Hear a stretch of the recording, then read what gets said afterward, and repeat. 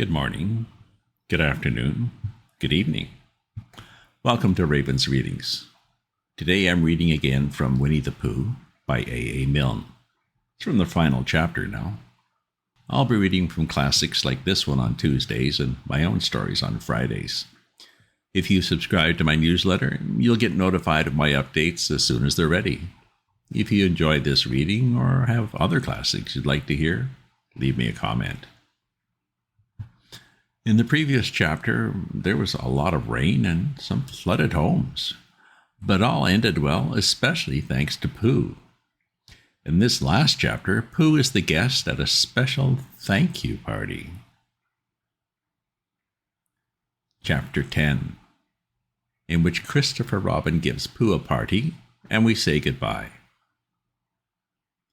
One day, when the sun had come back over the forest, bringing with it the scent of May, and all the streams of the forest were tinkling happily to find themselves their own pretty shape again, and the little pools lay dreaming of the life they had seen and the big things they had done, and in the warmth and quiet of the forest, the cuckoo was trying over his voice carefully and listening to see if he liked it, and wood pigeons were complaining gently to themselves in their lazy, comfortable way that it was the other fellow's fault, but it didn't matter very much. On such a day as this, Christopher Robin whistled in a special way he had. An owl came flying out of his underway. On such a day as this, Christopher Robin whistled in a special way he had. An owl came flying out of the 100-acre wood to see what was wanted. "Owl," said Christopher Robin, "I'm going to give a party." "Oh, you are you?" said Owl. "And it's to be a special sort of party because it's because of what Pooh did when he did what he did to save Piglet from the flood." "Oh, that's what it's for, is it?" said Owl. "Yes, so will you tell Pooh as quickly as you can and all the others, because it will be tomorrow." "Oh, it will it?" said Owl, still trying to be as helpful as possible. "So will you go and tell them, Owl?" Owl tried to think of something very wise to say, but couldn't, so he flew off to tell the others. And the first person he told was Pooh. "Pooh," he said, "Christopher Robin is giving a party." "Oh," said Pooh. And then, seeing that Owl expected him to say something else, he said, "Will there be those little cake things with pink sugar icing?" Owl felt it was rather beneath him to talk about little cake things with pink sugar icing, so he told Pooh exactly what Christopher Robin had said and flew off to Eeyore. "Party from me," thought Pooh to himself, "how grand." And he began to wonder if all the other animals would know that it was a special Pooh party, and if Christopher Robin had told them about the floating bear and the brain of Pooh and all the wonderful ships he had invented and sailed on, and he began to think how awful it would be if everybody had forgotten about it and nobody quite knew what the party was for. And the more he thought like this, the more the party got muddled in his mind, like a dream where nothing goes right. And the dream began to sing itself over in his head, and it became a sort of song. It was an anxious Pooh song. "3 cheers for Pooh." "For who?" "For Pooh." "Why, what did he do?" "I thought you knew he saved his friend from a wetting. 3 cheers for Bear." "For where?" "For Bear, he couldn't swim, but he rescued him." "He rescued who?" "Oh, listen, do. I'm talking of Pooh." "Of who?" "Of Pooh." I'm sorry, I keep forgetting. "Well, Pooh was a bear of enormous brain." Just say it again. "Of enormous brain." "Of enormous what?" "Well, he ate a lot, and I don't know if he could swim or not, but he managed to float on a sort of boat." "On a sort of what?" Well, a sort of pot. So let's give him 3 great hearty cheers." So now let's give him 3 hearty witches. "And hope he'll be with us for years and years and grow in health and wisdom and riches. 3 cheers for Pooh." "For who?" "For Pooh." 3 cheers for Bear." "For where?" "For Bear." 3 cheers for the wonderful Winnie the Pooh. Just tell me, somebody, well, what did he do?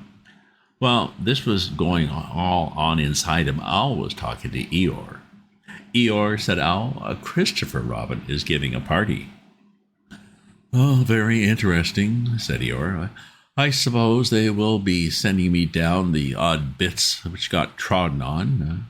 Kind and thoughtful. Not at all. No, don't mention it. There's an invitation for you.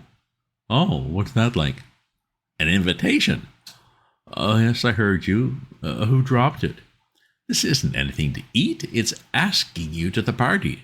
Tomorrow. Eeyore shook his head slowly. Oh, you mean Piglet. The little fellow with the excited ears? That's Piglet. I'll tell him. No, said Owl, getting quite fussy. It's you. Are you sure? Of course I'm sure. Christopher Robin said all of them. Tell all of them. All of them except Eeyore? All of them, said Owl sulkily. Said Eeyore. A mistake, no doubt, but still, I shall come. Only don't blame me if it rains. But it didn't rain. Christopher Robin had made a long table out of some long pieces of wood, and they all sat round it.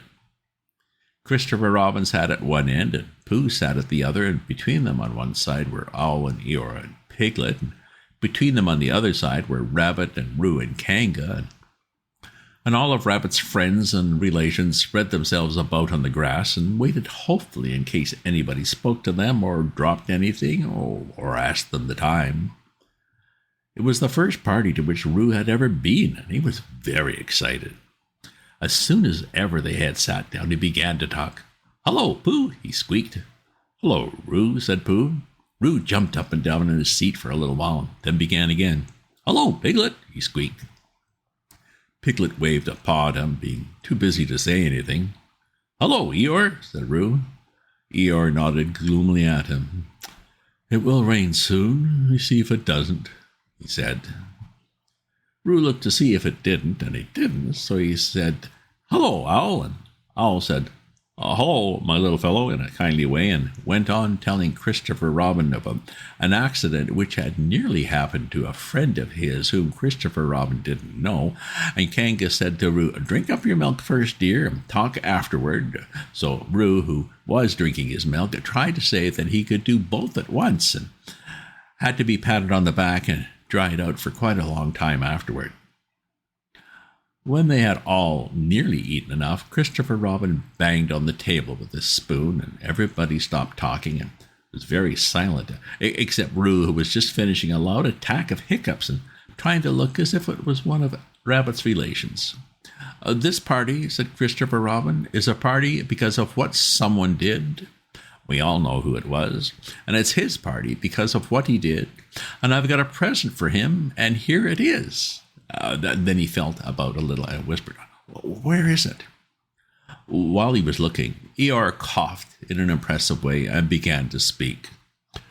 Friends, he said, including oddments, it is a great pleasure, or perhaps I had better say it has been a pleasure so far, to see you at my party. What I did was nothing. Any of you, except Rabbit and Owl and Kanga, would have done the same. Oh, and Pooh. My remarks do not, of course, apply to Piglet and Roo because they are too small. Any of you would have done the same, but it just happened to be me. It was not, I need hardly say, with an idea of getting what Christopher Robin is looking for now. He put his front leg up to his mouth and said in a loud whisper, Try under the table. That I did what I did, because I feel that we should all do what we can to help. I feel that we should all... Whoop, said Roo accidentally. Roo, dear, said Kanga reproachfully. Oh, was it me? Asked Roo, a little surprised. What's Eeyore talking about? Piglet whispered to Pooh. I don't know, said Pooh rather dolefully. I thought this was your party. Well, I thought it was once, but I suppose it isn't. I'd sooner it was yours than yours, said Piglet. So would I, said Pooh. Whoop, said Roo again.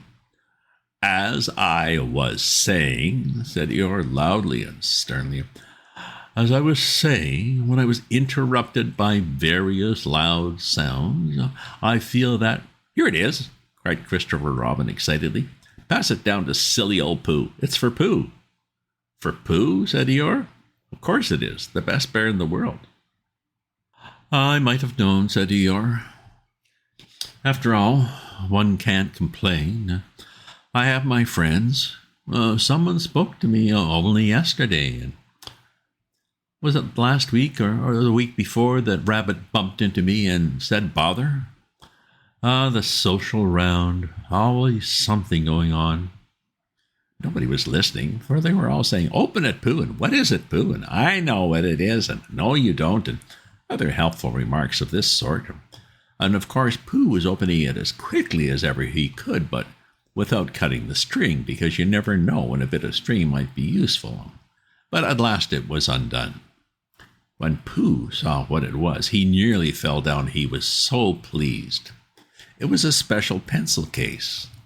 There were pencils in it marked B for bear, and pencils marked HB for helping bear, and pencils marked BB for brave bear. There was a knife for sharpening the pencils, an India rubber for rubbing out anything which you had spelt wrong, and a ruler for ruling lines for the words to walk on, and inches marked on the ruler in case you wanted to know how many inches anything was, and blue pencils and red pencils and green pencils for saying special things in blue and red and green.